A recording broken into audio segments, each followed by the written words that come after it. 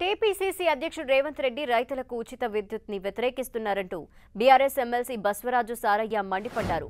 Revanth Reddy TDP అధినేత చంద్రబాబు ఏజెంట్గా పనిచేస్తున్నారని ఆరోపించారు.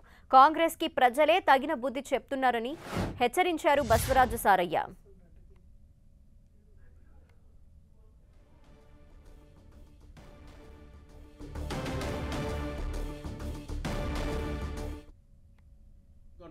అదేవిధంగా చేతి వృత్తలాడు కూడా ఎందుకు కరెంట్ అనే విషయాన్ని కూడా వచ్చినప్పుడు మరి ఉదాహరణ చెప్పాలంటే ఈరోజు మరి గతంలో చంద్రబాబు నాయుడు ఉచిత కరెంట్ అని సభలో మాట్లాడితే సభ్యులందరూ మేమందరం కాంగ్రెస్ ఉన్నప్పుడు ఉచిత కరెంట్ అంటూ ఇస్తే కరెంట్ తిగిన బట్టలు ఎందుకు వేసే గతి పడుతుందని కూడా వ్యంగ్యంగా మాట్లాడిన చంద్రబాబు నాయుడు ఏజెంట్ ఇతను.